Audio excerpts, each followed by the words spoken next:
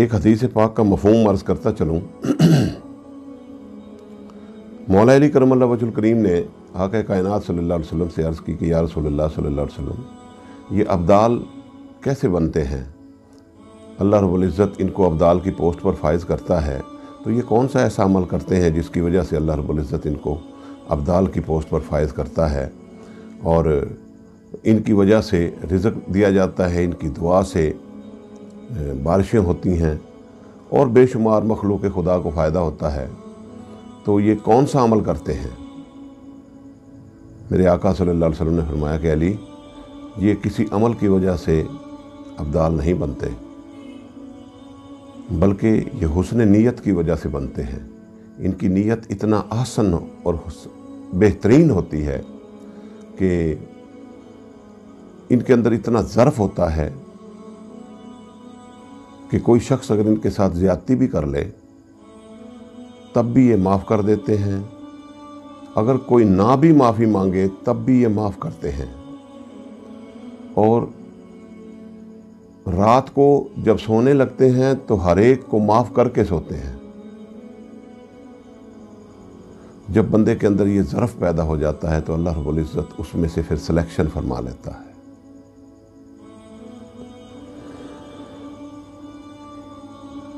अल्लाहु अकबर कबीरा, अल्लाहु अकबर कबीरा।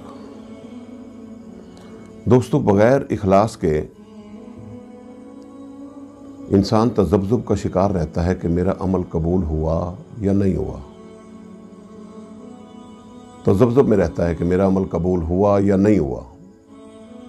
लेकिन जब वो इखलास के साथ कर दे, उसने अपना काम पूरा कर दिया, इखलास के साथ कर दिया, उसने जो भी काम किया इखलास के साथ, सच्चाई के साथ, लिल्लाहियत के साथ, अल्लाह रब्बुल इज़्ज़त के लिए ही कर दिया। अब उसे ये डर खौफ नहीं रहता कि ये कबूल हो या ना हो। अब वो इस तज़ब्ज़ुब में नहीं रहता। जो इखलास से कोई काम कर दे उसको इस चीज़ की फ़िक्र लाहक नहीं रहती कि ये कबूल हो या ना हो। उसने अपना काम कर दिया। उनसे अगर पूछा जाए तो वो यही कहते हैं कि जी मेरा काम तो करना था, मैंने इखलास के साथ कर दिया, आगे कबूल करना ना करना ये तो उस मालिक का काम है। तो हमारे ज़िम्मे तो अपनी नीयत को दुरुस्त करके और इखलास खुलूस लिल्लाहियत के साथ उस काम को कर देना है।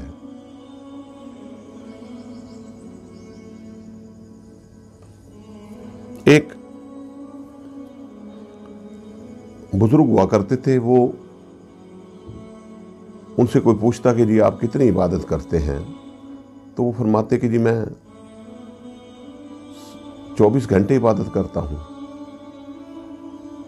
लोगों ने पूछा हुजूर 24 घंटे इबादत कैसे करते हैं?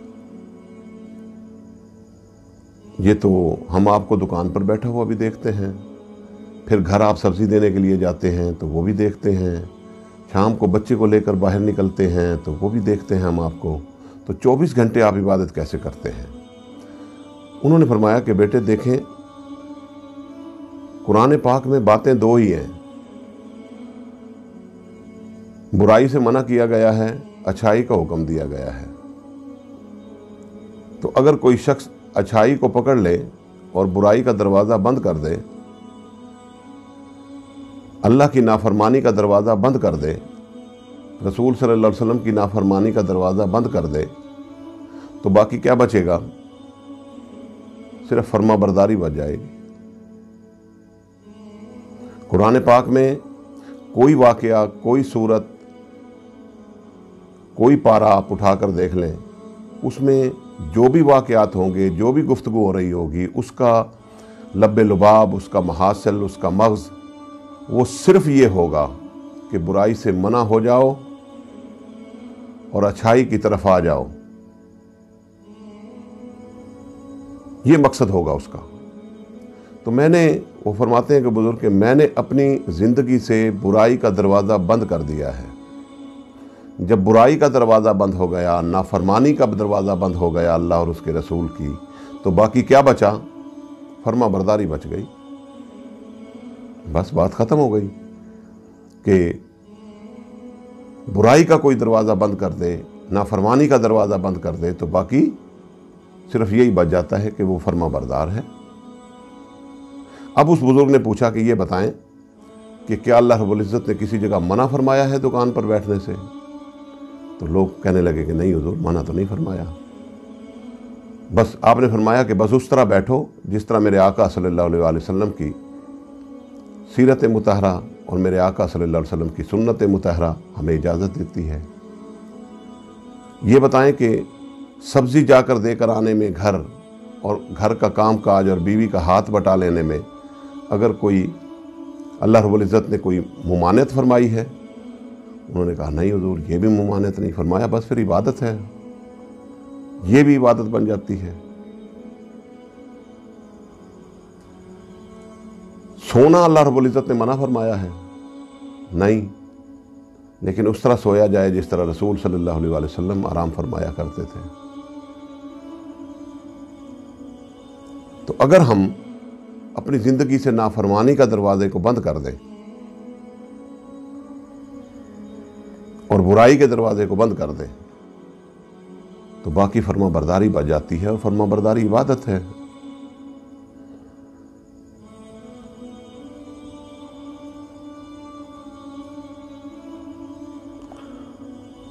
ہو